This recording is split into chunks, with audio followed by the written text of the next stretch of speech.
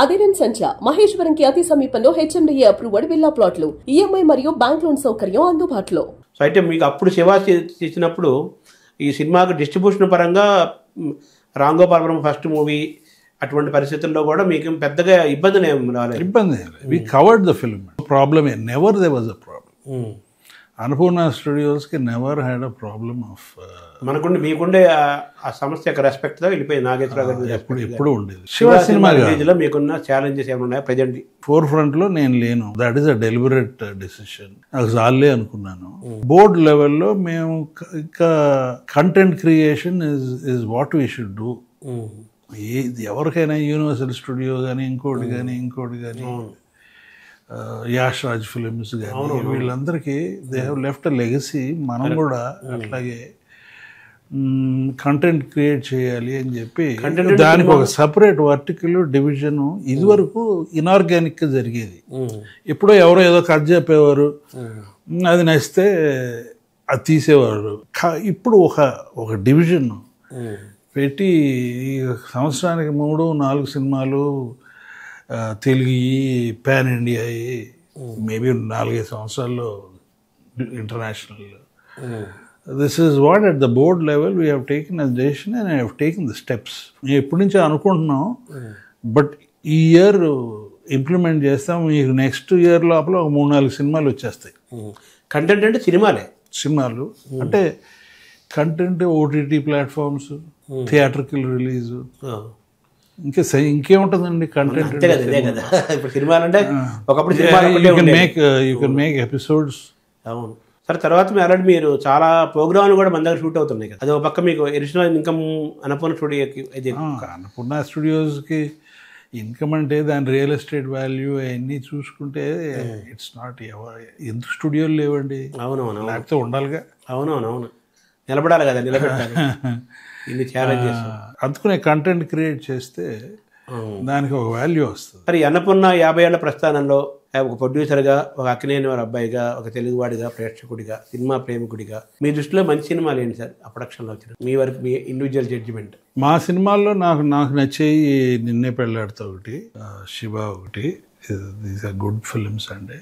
ఇప్పుడు cinema production అనేది కొంచెం ఛాలెంజింగ్గా ఉంది. మార్కెట్ బాగా చాలా ఇబ్బందులు పడుతున్నారు. ఏదో కొన్ని సినిమాలు మాత్రం ప్రాఫిట్ ఓరియంటెడ్గా ఉంటున్నాయి, ఎక్కువ సినిమాలు ఛాలెంజింగ్గా ఉన్నాయి కదా. ఇటువంటి టైంలో మీరు మళ్ళీ ప్రొడక్షన్ చేస్తామంటున్నారు కదా, మీకున్న ఏంటి, వాట్ ఈజ్ యువర్ కాన్ఫిడెన్స్? అంటే ఒకటి, ఇప్పుడు జరిగేది చాలా డబ్బు వేస్ట్ అవుతుంది. This is what I think. నేను పెద్ద ఫిలిం ఇండస్ట్రీలో డెప్త్లో నేను చెప్పలేను, కానీ జనరల్గా నాకు ఫిలిం ఇండస్ట్రీలో పరిచయాలు ఉన్నాయి కదా. సో ప్రొడక్షన్ కాంపాక్ట్గా, బౌండ్ స్క్రిప్ట్తో, కాంప్లికేటెడ్ సీన్స్ ఉంటే స్టోరీ బోర్డింగ్తో, ఏం చేస్తున్నాం ఇవాళ, పొద్దున ఏం చేస్తున్నాం, మధ్యాహ్నం ఏం చేస్తున్నాం, సాయంత్రం ఏం చేస్తున్నాం, ఏ టైంకి సినిమా స్టార్ట్ చేస్తాం, ఏ షూటింగ్ స్టార్ట్ చేస్తాం, అన్ని ప్లాన్లు కరెక్ట్గా ఉండాలి. మొత్తం ఇటు పక్క ఎకనామిక్, ఇటు పక్క స్క్రిప్ట్, కంటెంట్, ఇటు మంచి కంటెంట్ ఎత్తుక్కోవాలి ఫస్ట్. అది that is anybody's guess. Vision should be to make a good film. అది ఇక తెలిసిన తర్వాత ఆడియన్స్ చెప్తారు. ముందర ఎవడో కరెక్ట్గా ఎవ్వరూ పండితులు కాదు. What you can do is, instead of doing a film for 50 crores or 100 crores, if you can cut the budget by 10 crores, 10%, 15%, 20%, by not compromising on values. Correct. By efficiently producing. అంటే కంటెంట్లో compromise అవ్వకూడదు. కంటెంట్లో compromise ఇప్పుడు అవ్వమని కాదు, ఎఫిషియెంట్గా produce చేయటం కనుక చేస్తే that's what we think we can do. We have also backing of Annapurna's legacy. So people also కొంచెం జాగ్రత్తగా ఉంటారు మాత్రం. సరే, ఇప్పుడు చాలా సినిమాలు, ఈ మధ్య సినిమాలు కూడా తక్కువ ప్రొడక్షన్ కాస్ట్ తోటి మామూలు వాళ్ళ నటులతో వచ్చిన సినిమాలు, హైలీ ప్రాఫిటబుల్గా వచ్చిన సినిమాలు చాలా ఎగ్జాంపుల్స్ ఉన్నాయి. వాటిని మనం రోల్ మోడల్గా తీసుకోవచ్చు. మరి అదే అంటున్నానండి, అన్ని నాగార్జునతో చేయలేము, అన్ని ఇంకొకరితో హై బడ్జెట్స్తో చేయలేము. We are doing a film for 5 crores also. అదే అంటున్నాను సార్ నేను. We are doing one. చాలా బడ్జెట్ 5-6 crores ఒక సినిమా అండర్ ప్లానింగ్. తర్వాత ఇప్పుడు ఈ సినిమా ప్రొడక్షన్లో చాలా వేస్టేజ్ అయిపోతుంది, హైలీ ఎక్స్పెన్సివ్ అయిపోతుంది. ఆ సినిమా తర్వాత రకరకాలుగా మంది జాతకాలు మారిపోతున్నాయి అని మనం బలంగా ఎన్నో గంటల నుంచి వింటున్న సందర్భంలో హీరో యొక్క రెమ్యునరేషన్, డైరెక్టర్ రెమ్యునరేషన్ ఎక్కువ ఆ సినిమా ప్రొడక్షన్లో మేజర్ పర్సెంటేజ్ అదే ఉంటుంది. అది తగ్గించుకుంటే సినిమా పరిశ్రమ బాగుంటుందని కూడా వాదన ఇప్పటి నుంచో వినపడుతుంది. అలాగే దాసనారాయణ ఎందుకు తీసుకుంటున్నారండి? వీళ్ళు ఇస్తున్నారు కాబట్టి వాళ్ళు తీసుకుంటూ ఉంటారు. ప్రొడ్యూసర్స్ మీరు డిసైడ్ చేయండి, మీరు ఏం చేద్దాం అనుకుంటున్నారు. మీరు ఇస్తున్నారు, వాళ్ళు ఎందుకు తీసుకోరండి? అక్కినేని గారిని, నాగేశ్వరరావు గారిని ఇలాంటి సినిమాలు ఎందుకు తీస్తున్నారంటే మీరు చూస్తున్నారు కాబట్టి వాళ్ళు తీస్తున్నారు.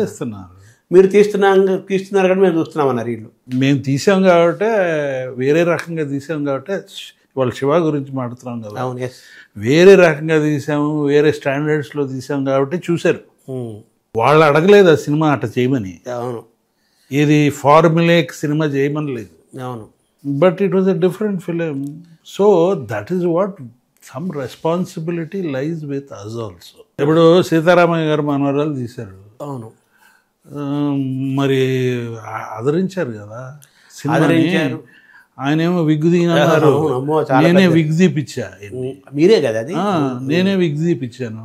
క్రాంతి కుమార్ గారు కదా. క్రాంతి కుమార్ గారు వాళ్ళ వల్ల కాకపోతే వాళ్ళు నా దగ్గరికి వచ్చారు. సో నాగేశ్వరరావు గారిని కొత్తగా చూశారు కదా, మనమేగా ఇచ్చాము అది. అవును, వాళ్ళు అడిగితే తీయలేదు కదండి విగ్గు. అవునవును, ఆయన అక్కినేని నాగేశ్వరరావు గారు సినిమా పరిశ్రమ ద్వారానే జీవితంలో ఎంతో ఉన్నత స్థితికి వెళ్ళారనే ఒక కృతజ్ఞత ఆయనకి ఈ పరిశ్రమ పట్ల ఉంది. అలా కేవలం మెడ్రాసే పరిస్థితి కాకుండా మన ఆంధ్ర ప్రాంతంలో హైదరాబాద్ కూడా ఇండస్ట్రీ రావాలని స్టూడియోలు పెట్టారు, ఇబ్బందులు పడ్డారు. అలా మిమ్మల్ని అందరినీ బాగా చదివించారు, ప్రయోజకులను చేశారు. ఈ నేపథ్యంలో పెద్ద బాధ్యత మీకు ఆ కుటుంబం నుంచి వచ్చిన వ్యక్తిగా ఉంది కాబట్టి మీరు ఇప్పుడు ఈ రెమ్యునరేషన్లు, హీరో రెమ్యునరేషను, డైరెక్టర్ రెమ్యునరేషన్ 70% వాళ్ళకే వెళ్ళిపోవటము, ఇలాంటి వాటికి ఈ థియరీకి, ఈ ఫిలాసఫీకి భిన్నంగా సినిమాలు తీసే అవకాశం ఉందంటారా? ఏమండి, అవసరమైతే ఆ స్కోప్ కావాలంటే ఇవ్వాలి. అక్కడికి అటువంటి సినిమా తీయటానికి ఏమీ వెనకడం రావాలి, ఆపర్చునిటీ రావాలి, ఆ కథ రావాలి దానికి. బట్ ఒకసారి బాహుబలి లాంటి సినిమా తీయాలని నాకు కోరుకుండేది. అమితాబ్ బచ్చన్ గారు అప్పుడు ఆయన ఏబిసి టైంలో he wanted to do one other language film. So నాగార్జునతో పరిచయం ఉంది కాబట్టి ఖుదాగవా చేశారు కదా.